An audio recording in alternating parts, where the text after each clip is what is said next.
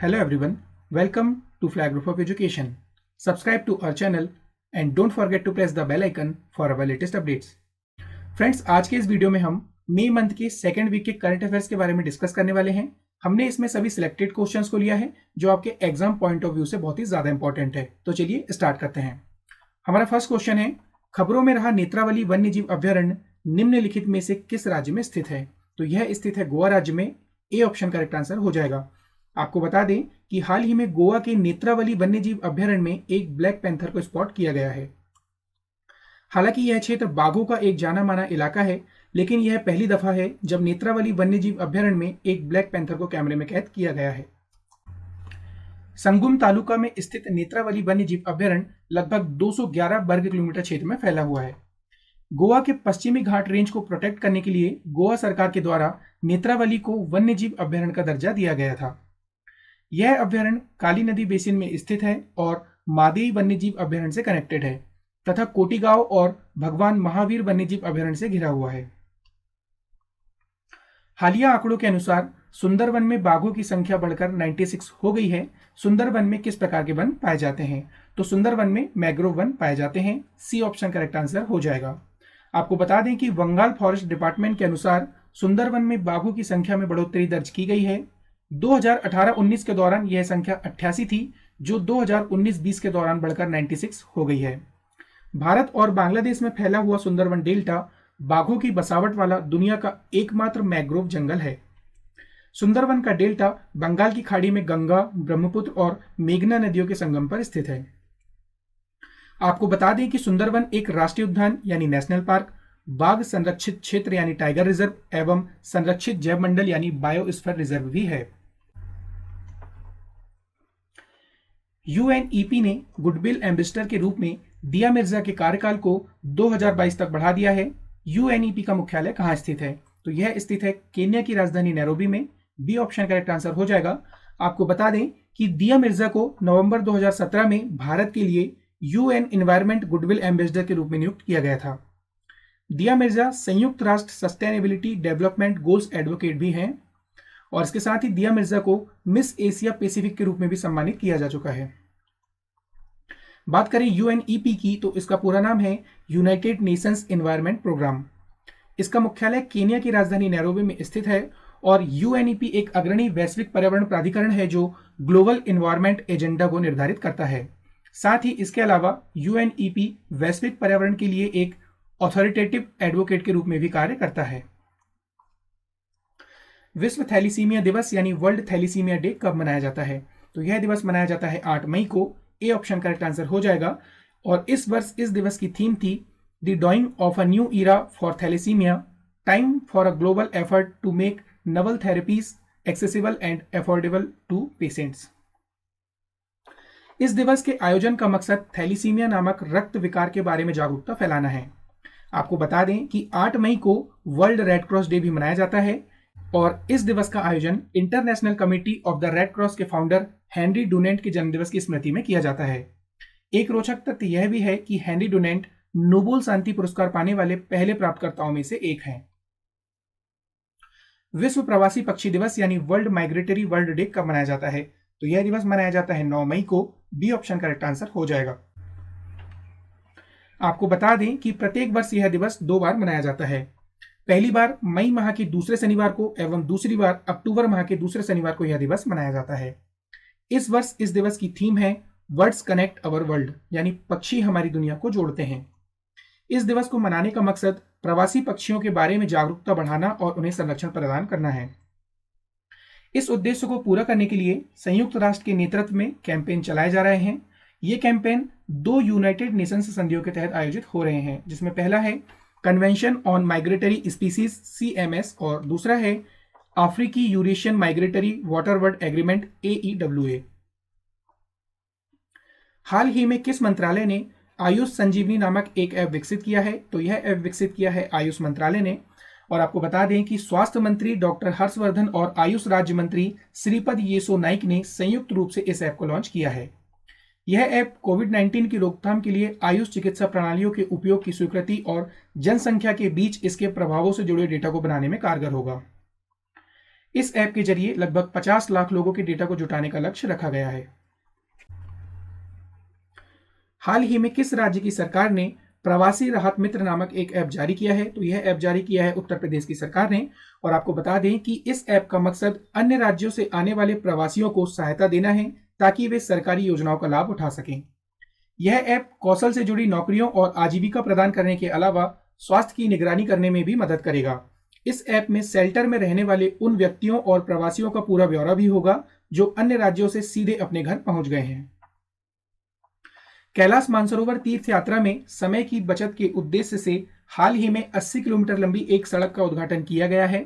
इस सड़क का निर्माण किन दो स्थानों के बीच किया गया है? तो इस सड़क का निर्माण धारचूला से लिपुलेख के बीच में किया गया है। डी ऑप्शन करेक्ट आंसर हो जाएगा। आपको बता दें कि यह सड़क उत्तराखंड स्थित धारचूला के घटिया बगड़ नामक स्थान से निकलती है और कैलाश मानसरोवर के प्रवेश द्वार यानी लिपुलेख दर्रे पर जाकर समाप्त हो जाती है। इस सड़क के जरिए कैलाश मानसरोवर की यात्रा 1 सप्ताह में पूरी हो जाएगी, जबकि पहले इस यात्रा में 2 से 3 सप्ताह का समय लगता था। कैलाश मानसरोवर यात्रा की 2 अन्य सड़क मार्ग भी स्थित हैं, जिसमें पहला है सिक्किम और दूसरा है नेपाल। हाल ही में किस देश ने हाइनमू 4 नामक बैलिस्टिक मिसाइल का परीक्षण किया है? तो इस मिसाइल का परीक्षण किया है दक्षिण कोरिया ने। डी ऑप्शन करेक्ट आंसर हो जाएगा। और आपको बता दें कि यह परीक्षण दक्षिण कोरिया के पश्चिमी तट पर स्थित अनहुंग प्रोविंग ग्राउंड से किया गया है। बात करें बैलिस्टिक मिसाइल की, तो जब किसी मिसाइल के साथ दिशा बताने वाला यंत्र लगा दिया जाता है तो इस मिसाइल को बैलिस्टिक मिसाइल कहा जाता है। इस मिसाइल को जब अपने स्थान से छोड़ा जाता है या फिर यूं कहें कि दागा जाता है तो यह पृथ्वी के गुरुत्वाकर्षण नियम के अनुसार अपने पूर्व निर्धारित लक्ष्य पर जाकर गिरती है। राष्ट्रीय प्रौद्योगिकी दिवस कब मनाया जाता है? तो यह दिवस मनाया जाता है 11 मई को। डी ऑप्शन करेक्ट आंसर हो जाएगा। और बात करें इस दिवस के मनाने की, तो यह दिवस 11 मई 1998 को राजस्थान के पोखरण में हुए परमाणु परीक्षण की सफलता को चिन्हित करने के लिए मनाया जाता है। यहां 11 से 13 मई 1998 के बीच 5 सफल परमाणु परीक्षण किए गए थे और इस मिशन को ऑपरेशन शक्ति का नाम दिया गया था। आपको बता दें कि इस ऑपरेशन को तत्कालीन प्रधानमंत्री श्री अटल बिहारी वाजपेयी के वैज्ञानिक सलाहकार और डीआरडीओ के प्रमुख डॉक्टर एपीजे अब्दुल कलाम के नेतृत्व में पूरा किया गया था। इस दिवस के अवसर पर डीएसटी यानी department of science and technology के द्वारा rebooting the economy through science technology and research translations यानी रीस्टार्ट नामक शीर्षक से एक उच्च स्तरीय डिजिटल कॉन्फ्रेंस का आयोजन भी किया जा रहा है। और साथ ही आपको बता दें कि भारत ने अपना पहला परमाणु परीक्षण 18 मई 1974 को पोखरण में ही किया था एवं इस ऑपरेशन को बुद्ध मुस्कुराए नाम दिया गया था। इसे पोखरण 1 के नाम से भी जाना जाता है। हाल ही में चर्चा में रही टोडा जनजाति का संबंध किस पहाड़ी से है? तो इस जनजाति का संबंध है नीलगिरी हिल्स से। बी ऑप्शन करेक्ट आंसर हो जाएगा। और आपको बता दें कि कोविड-19 के खिलाफ लड़ाई में टोडा कसीदेकारी मास्क काफी चर्चा में है और यही वजह है कि टोडा जनजाति भी चर्चा में है। नीलगिरी की लगभग 100 से अधिक महिलाओं और देशज टोडा कारीगरों ने स्थानीय निवासियों, पुलिस और सैनिटरी वर्कर्स के लिए हजारों स्टाइलिश और कढ़ाई वाले मास्क बनाए हैं। कपड़ों से बने इन मास्क में टोडा कलाकारी से एम्ब्रॉयडरी की गई है एवं मास्क की कीमत लगभग 250 रुपए है। तमिलनाडु के नीलगिरी को द ब्लू माउंटेन के नाम से भी जाना जाता है। यहाँ पर टोडा, कोटस, कुरुम्बा, इरुल्ला, पनियान और कट्टुनेक्कन जनजातियां रहती है। भारत सरकार ने इन 6 जनजातियों की पहचान प्रिमिटिव ट्राइबल ग्रुप्स यानी पीटीजीज के रूप में की है। और आपको बता दें कि इन 6 समूहों में टोडा जनजाति के लोग कसीदेकारी के लिए मशहूर हैं। अंतरराष्ट्रीय नर्स दिवस यानी इंटरनेशनल नर्स डे कब मनाया जाता है? तो यह दिवस मनाया जाता है 12 मई को। बी ऑप्शन करेक्ट आंसर हो जाएगा।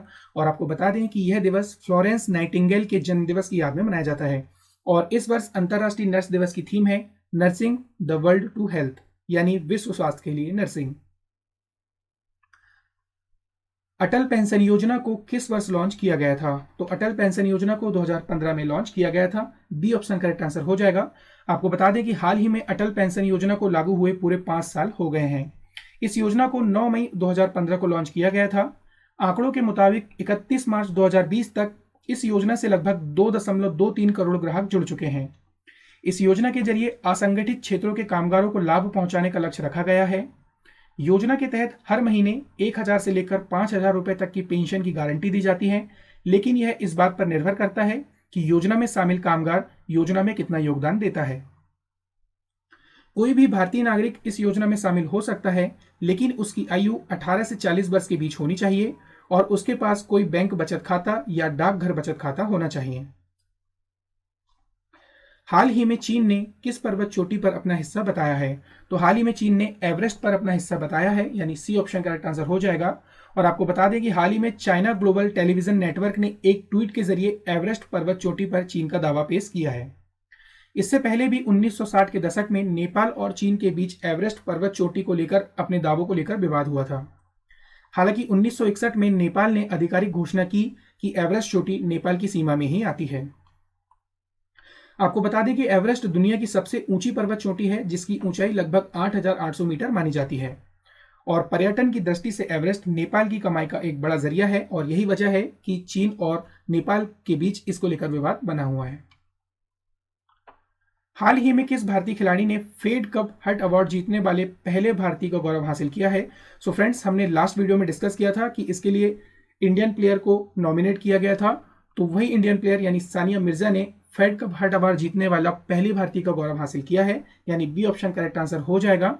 और सानिया मिर्जा इस खिताब को जीतने वाली पहली भारतीय महिला बन गई है। सो यह क्वेश्चन आपके एग्जाम पॉइंट ऑफ व्यू से बहुत ही ज्यादा इंपॉर्टेंट है और चूंकि यह एक लेडी प्लेयर है इसलिए यह क्वेश्चन और भी ज्यादा इंपॉर्टेंट हो जाता है। सो आप इसे अच्छे से नोट कर लें, यह क्वेश्चन डेफिनेटली आपके किसी न किसी एग्जाम में पूछा जाएगा। और साथ ही उन्हें यह खिताब एशिया ओशिनिया जोन के लिए दिया गया है। सानिया मिर्जा को इसके लिए $2,000 की पुरस्कार राशि भी दी गई थी, जिसे उन्होंने तेलंगाना मुख्यमंत्री राहत कोष में दान करने का फैसला लिया है। हाल ही में जीआई टैग प्राप्त सोहराय खोवर पेंटिंग का संबंध किस राज्य से है? तो इस पेंटिंग का संबंध झारखंड राज्य से है और आपको बता दें कि सोहराय खोवर पेंटिंग दरअसल एक पारंपरिक रीति रिवाज से जुड़ी भित्ति चित्रकला है। फसल की कटाई और शादी विवाह के अवसर पर स्थानीय आदिवासी महिलाएं इस तरह की पेंटिंग्स बनाती हैं, जैसा कि आप चित्र में देख रहे हैं। सोहराय खोवर पेंटिंग का प्रचलन मुख्य रूप से झारखंड के हजारीबाग जिले में है। और इसके साथ ही हम आपको बता दें कि तेलंगाना के तेलिया रुमाल को भी जीआई टैग प्रदान किया गया है, जिसकी इमेज आपको दिख रही है। यह रुमाल कॉटन लूम के उपयोग के द्वारा बनाया जाता है और इस रुमाल को बनाने में लाल, काले और सफेद रंग के धागों का विशेष रूप से ध्यान दिया जाता है। 2020 में निर्धारित फीफा अंडर 17 महिला विश्व कप का आयोजन अब 2021 में किया जाएगा। इस टूर्नामेंट के लिए मेजबान देश कौन सा है? तो इस टूर्नामेंट के लिए मेजबान देश है भारत, यानी ए ऑप्शन करेक्ट आंसर हो जाएगा। और आपको बता दें कि कोविड-19 के बढ़ते प्रकोप के चलते 2020 में होने वाले अधिकतर खेलों को फिलहाल स्थगित कर दिया गया है। यह टूर्नामेंट अब 17 फरवरी से 7 मार्च 2021 के बीच आयोजित किया जाएगा। इसके साथ ही फीफा अंडर 20 महिला विश्व कप भी स्थगित कर दिया गया है और इसकी नई तिथि की घोषणा कर दी गई है और इसका आयोजन 20 जनवरी से 6 फरवरी 2021 के बीच पनामा और कोस्टारिका में किया जाएगा। किस मंत्रालय ने चैंपियंस पोर्टल लॉन्च किया है? तो यह लॉन्च किया है सूक्ष्म लघु और मध्यम उद्यम मंत्रालय ने, यानी एमएसएमई ने। और आपको बता दें कि यह पोर्टल प्रौद्योगिकी आधारित एक प्रबंधन सूचना प्रणाली है। इसका मकसद एमएसएमई क्षेत्र को राष्ट्रीय और वैश्विक स्तर पर सक्षम बनाने, गुणवत्ता हासिल करने और प्रशासनिक बाधाओं को दूर करने में मदद करना है।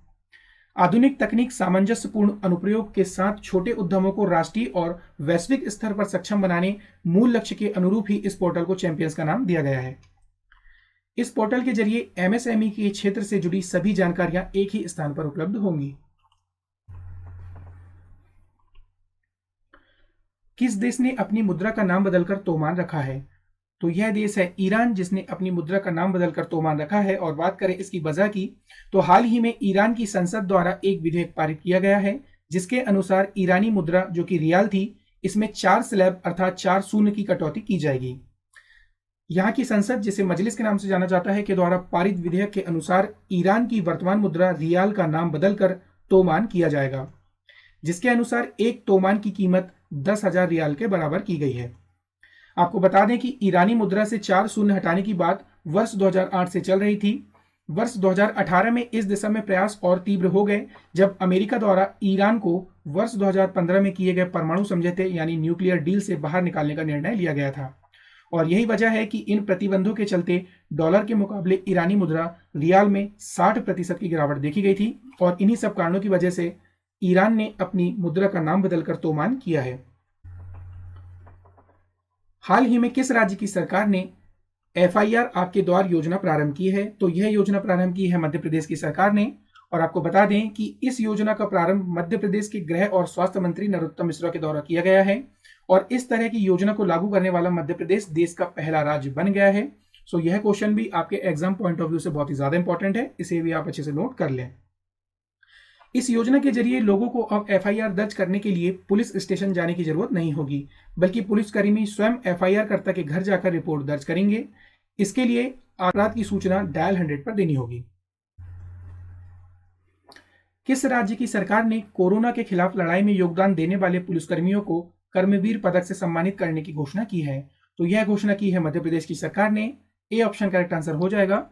और आपको बता दें कि ऐसे पुलिसकर्मी जिन्होंने कोरोना वायरस लॉकडाउन के दौरान लगातार 30 दिनों से अधिक की अवधि तक अपनी सेवा प्रदान की है, ऐसे पुलिसकर्मियों को यह पदक प्रदान किया जाएगा। साथ ही मध्य प्रदेश की सरकार ने जीवन अमृत योजना भी प्रारंभ की है, जिसके माध्यम से लोगों की रोग प्रतिरोधक क्षमता को बढ़ाने के लिए उनमें त्रिकूट चूर्ण यानी एक प्रकार का काढ़ा है, इसके पैकेट का वितरण किया जा रहा है। इसके अलावा बुजुर्गों की सहायता को प्रदान करने के लिए संकल्प योजना भी उमरिया जिले से मध्य प्रदेश में प्रारंभ की गई है और Madhya Pradesh mid day meal ration प्रदान करने वाला देश का पहला राज्य भी बन गया है। सो ये कुछ अदर फैक्ट्स हैं एमपी के बारे में जो आपको याद रखने हैं।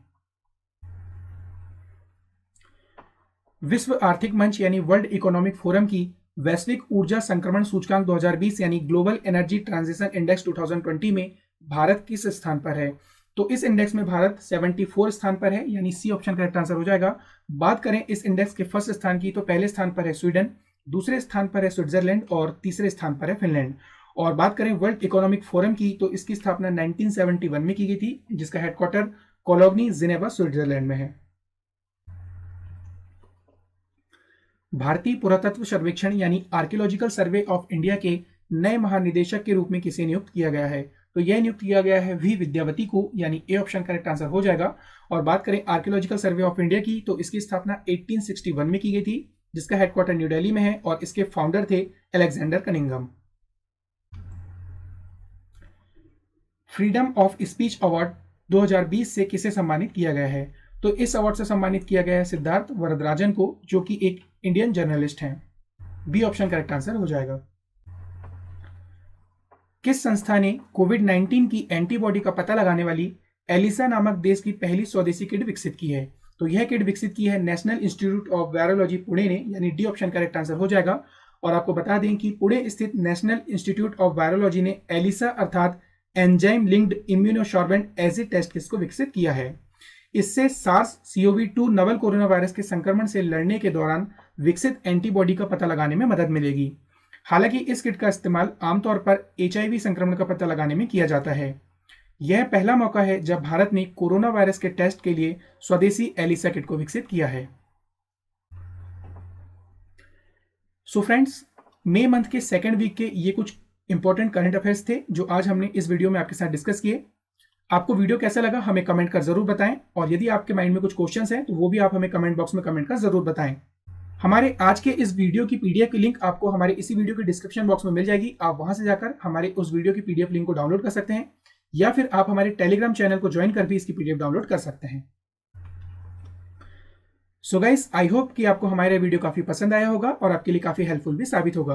तो जल्दी से हमारे इस वीडियो को लाइक करें, शेयर करें और अभी तक आपने हमारे चैनल को सब्सक्राइब नहीं किया है तो हमारे इस चैनल को सब्सक्राइब कर लें ताकि हमारे लेटेस्ट वीडियो की नोटिफिकेशन सबसे पहले आपको मिल सके। Thanks for watching the video.